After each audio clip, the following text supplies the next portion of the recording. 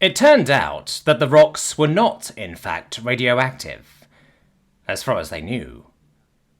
Power stones, alternatively called mana batteries, were magical in nature, and though they were not commonly used, they could be adapted as a decent power source with the right equipment, which they didn't have. Even with the tech we found in the container, most of it is unusable, Nika sighed, as the household sat down that evening to plan their next move. I can fix something together from one of them, but it won't be that efficient. Enough to keep the lights on and maybe charge a few comlinks. They had all these power stones, but nothing to actually use them with? Jack asked in disbelief. I know, right? Nika chuckled. Lots of spare parts, though. I'm guessing it was a maintenance container that slipped through the net of whatever megacorp originally owned it. Hey, either way it was a good find, Scifi pointed out. And we're still in a better spot than we were before. That's true. We had set low expectations for this trip, Chio conceded. However, the fact remains that though we have enough money to remain mostly stable, more will allow us to become more self-sufficient and better able to support our new charges.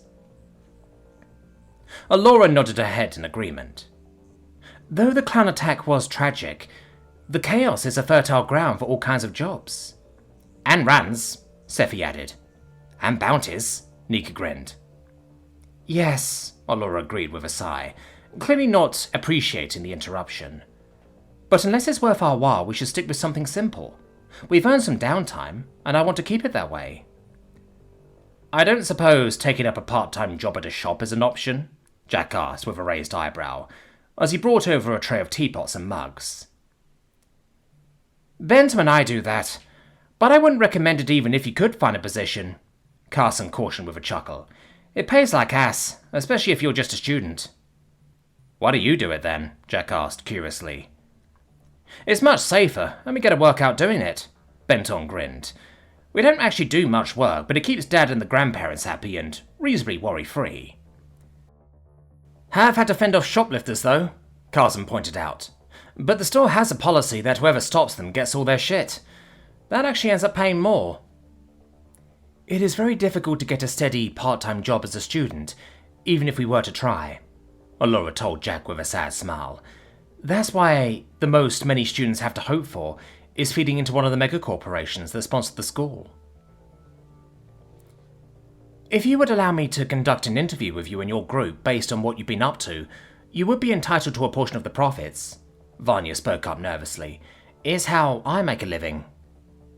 Would you be up for that, Vanya? Allura asked. We don't know if Smarty... I know, Vanya finished with a sad smile and a nod. I know she'll be alright, but if I can be honest with you, I need to do this. I need to try and pull myself back together and get things back to normal. And I've wanted to get the scoop on you since you got here, Jack. And the stuff you've been up to since is definitely noteworthy. And people are going to want to hear about it. Sure, Jack asked. Do you want to do it now, or... No. Some time for all of us to prepare would be good before we do this. Vanya nodded with a relieved but nervous smile. I haven't even gotten my stuff from my apartment yet. And it's not just you I want to interview. All of you as a group should sit down with me, and we can all do it together.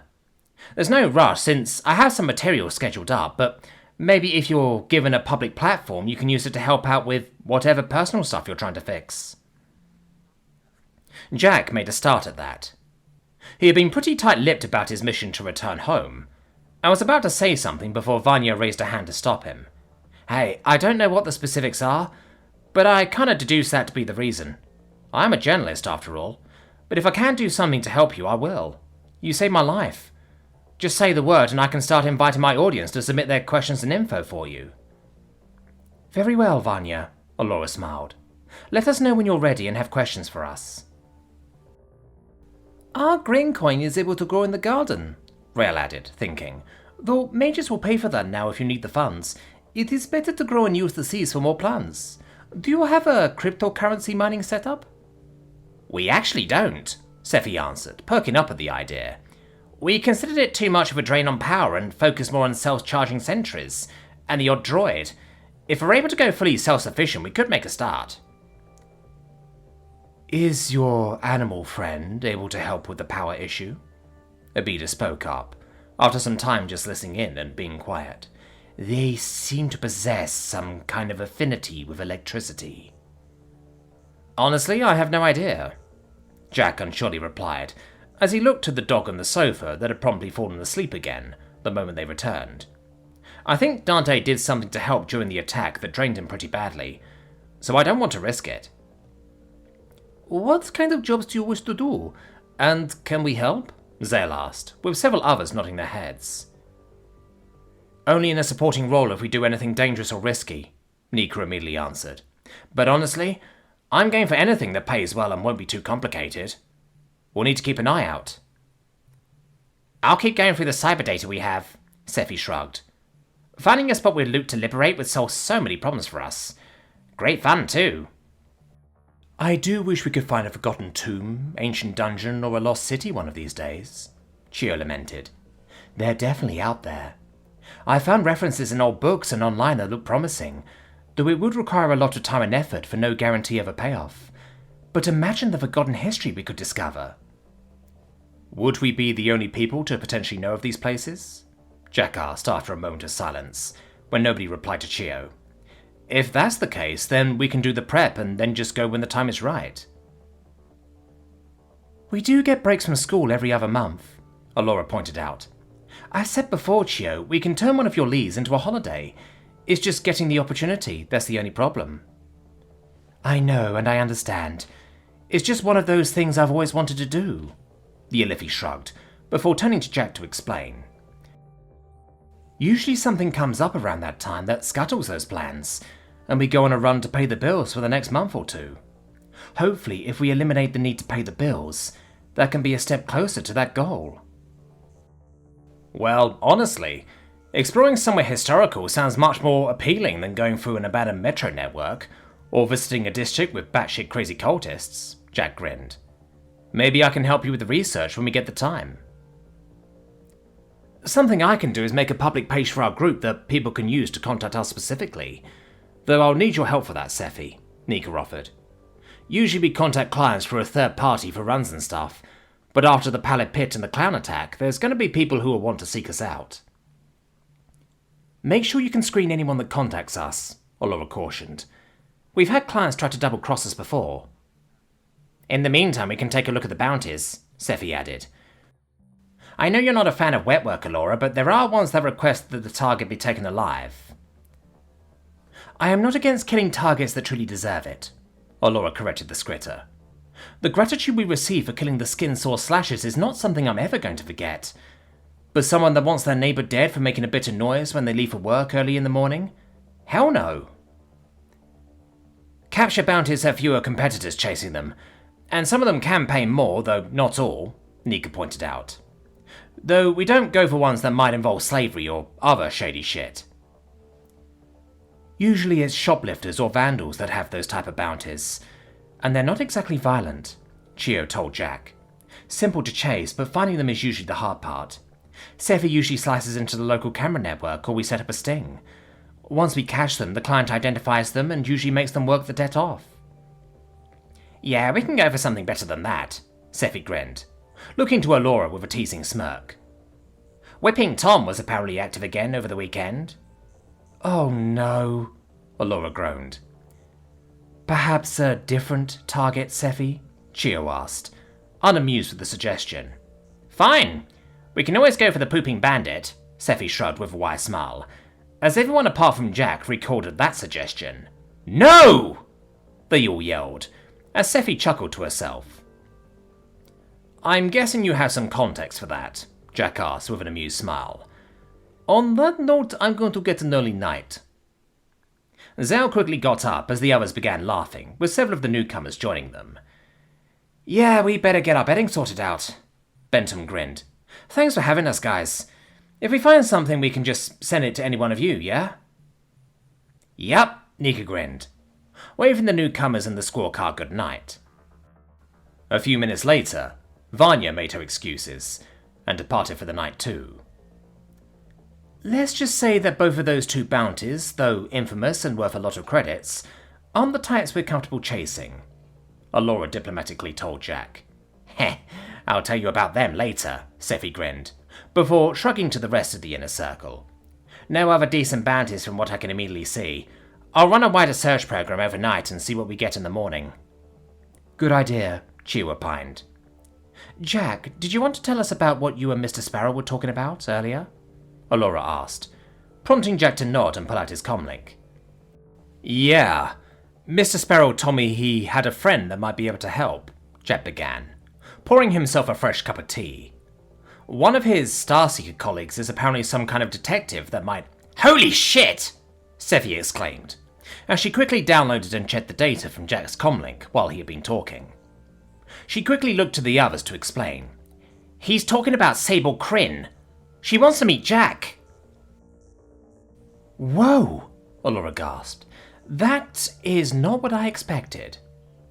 "I take it you know her?" Jack asked of his friends with a raised eyebrow. "We don't know her, but we know of her," Chio clarified. "She's a famous Starseeker hero, one of the best private detectives on the ring." "Yeah, she busted a child prostitution ring 2 months ago, and did a bunch of other cool shit before that," Nika added. "She's legit." "If she wishes to meet Jack, it will be because she has something she thinks we want or can use," Chia pondered. "However, she will not part with the service for free. Money is something she has plenty of, so I think she will ask for information in return, or a service we can provide ourselves." "Mr. Sparrow told me that there's no rush," Jack added, "so I'm guessing that we should probably be as prepared as we can be." "So we save that for when we've recovered both physically and mentally, and we get some more cash flow," Allura nodded. "And I get my shield and flamethrower from Clan Barzan once they fixed it," Jack grinned. "Shame I didn't have those at my old school." "I see Mr. Sparrow gave you some more reading material," Chio smiled as she scooted up next to Jack on the sofa. The others had gone to sleep, but Jack wasn't tired, and had taken the opportunity to start looking at what the history teacher had given him. "Yeah, but it's a little difficult to understand," Jack admitted with an embarrassed shrug. "There's references to Devas, Jannies, Azatas, and a bunch of other things I'm not familiar with." "Even I am not familiar with those terms," Chio admitted, as she adjusted her glasses in thought as she peered over to look for herself. "I think Mr. Sparrow knew that. He's added annotations for what I think might be library references." Jack indicated to the page margins. "I'm guessing because he doesn't know everything about the nature of my arrival, he wants me to connect the dots myself." "Some of these may not be at the school library," Chio pointed out. "The Etheria Grand Library is where I was going to suggest for our date used to owe me." "Huh, I haven't forgotten," Jack smiled, allowing Chio to guide his arm around her while he gave her some raised eyebrows. "But a library as a date idea? You sure?" Chio rolled her eyes. "It's not just a place that deals in texts. It's massive. It's several districts controlled by the curators that also has a vast museum and menagerie. You could spend weeks or months on end within their walls." "I'll take your word for it," Jack chuckled, seeing how passionate Chio was about the place. "And if it's that gigantic, then there's a good chance it has the answers somewhere inside." "Assuming we can find them," Chio smiled. "Even if we narrow it down, it may be like finding a sugar cube in a snowstorm." "You guys have weird expressions," Jack grinned, before he decided to change the topic. "By the way, I was meaning to ask, what was up with that orb you picked up in the Pallid Pit? That cane Clan Ashtel gave you looked interesting as well, but I have no idea what they do." "I apologize for the way I reacted when I saw the orb," Chio began. "However, it was potentially dangerous for you if you were to handle it incorrectly." "Oh?" Jack asked with a raised eyebrow. "Sounds fun, whatever it is." Chio rolled her eyes. "When astral forces collide and react, either naturally or unnaturally, they can create an essence of whatever plane the reaction occurred on, though it usually dissipates back into its natural environment over time, not unlike the water cycle in geography. However, travel between planes can occur naturally, though it is very rare. When it does occur, however, the essence remains in its natural state until it returns to its home plane. This particular essence is from the elemental plane of water, and I've been meditating with it to enhance my own natural powers." "So that's what happened when we ambushed the Les militia," Jack reasoned. "Yes. I unleashed a volley of kinetic blasts, pulling the water from the swamp for a heavier strike, but I hope to be able to use it in other ways. That's pretty cool. Could anyone else use it? The Squawk are, possibly, but they already draw an elemental power in a different way to me. Everyone else is incompatible, though I guess Nika might try and turn it into a bomb. What about the stick? It's a cane, not a stick. Chio playfully poked Jack in the side while shaking her head. It is a focus that will allow me to convert some of my power into casting select spells I would not normally be able to cast, though I would need to expend more energy than a mage normally would. Sounds useful. What spells? I don't know all of them yet, but these are usually built for utility and versatility. I believe this one was created with long-distance travel and exploration in mind, since one of the spells relieves itching and chafing, and another will allow me to create a bubble of breathable air. Well, let's hope we never need to use that particular one, Jack shuddered, imagining the possibilities. In the meantime, I just have a shield and a flamethrower, and it isn't even with me right now. What about the Ring of Lesser Restoration you and Scifi picked up? We haven't decided who keeps it yet, Jack shrugged. Both of us could use it, but it's not a game changer, know what I mean? I understand, though with it having 3 charges per day, I don't think it will matter, Chio smiled. Your haul unfortunately wasn't the best. Yeah, Scifi told me, Jack nodded, shaking out the last of the tea in the pot to half fill both of their mugs. Haul was still alright, but not as good as she hoped. At least we were able to fully arm our new housemates with the weapons, though she thinks she can find other lockups and goodies in the data she pulled from their server. She likely will, Chio smiled. A pause lasted for a few moments. Jack, you are aware that the 2 of us are alone, right? You have a good point, Jack admitted, as he awkwardly put his other hand around Chio and brought her in close. Alright, looks like the workers should be finished with the hot tub by the end of tonight, Allura confirmed over breakfast the next day. Those workers are definitely going slow on purpose, Scifi pointed out between mouthfuls of cereal. Most likely to extend their paychecks with their employer before they're either let go or furloughed, Chio reasoned. Can't say I blame them if they have families to feed. How long does this kind of upheaval normally last? Jack asked as he sipped his tea. It can last a while, Nika cautioned. Things usually cool down over a few months or maybe a year or 2 after an incident like this, as the city rebuilds and moves on, but that's assuming nothing else makes it worse. Either way, I'm worried about the assholes that are going to take advantage of the chaos. There's other nasty things out there that some would argue are worse than the killer clown. Then perhaps we can find some jobs that will also allow us to help people, Allura added. Did your scan get us anything interesting, Scifi? Well, the scritter began. The problem is, the scan picked up way too many jobs even with your fussy criteria. I need to filter the results some more, but I can do that while we're at school and hopefully have one we can hit tonight. Though if the hot tub gets finished tonight, Chio hinted. Fair point, Nika shrugged. There's no rush for a job today then. I guess we can start on the home improvements until the tub is done, but we better still have enough water to fill it though. It should be okay. Zal spoke up from the other side of the room. My water spirit has started filling the barrels like you asked. There should be enough groundwater to fill the barrels this morning without causing major damage to the garden, but I would recommend not doing that often, Rel cautioned. It will be better to collect rainwater when it falls, since much of it evaporates before it has a chance to be absorbed into the ground. Yeah, I know how to do that, Jack grinned. I don't know how to use the online marketplaces you use, but surely some plastic sheeting, buckets, poles and stuff won't be too expensive. I still need to show you how to use it, Scifi answered. But buying those and having them delivered for when we get back won't be a problem. I'll go through it with you on the way to school. Collecting rainwater should only be a temporary solution, Chio cautioned. If Zell is able to use their water spirit to follow the flow we get, we may be able to find a method of siphoning more. Then I guess most of us have our tasks for the evening, since Scifi and I will be working on fixing up a power stone generator, Nika grinned. Anyone that doesn't have a job can help anyone that does. Only then do you get to try out the tub. The group excitedly chatted amongst themselves as they made their way to school. Though Jack expected the online marketplaces to be similar to Amazon, he was a little surprised that there wasn't a single dominating web store that sold everything, but rather there were several different ones that focused on various niche industries that tried to compete with one another. Several sites were even quite slow to access, while others were down altogether, with Scifi explaining that hack attacks by rivals and high levels of traffic often cause that to happen. To Jack, it reminded him of when he and a friend of his had dared to browse the deep web back on Earth, with many pages taking an age to load, and many others that just looked like scams. Yeah, it's a pain to find these places even if they're local, Scifi added. People usually get them from word of mouth or from the public forums like I do.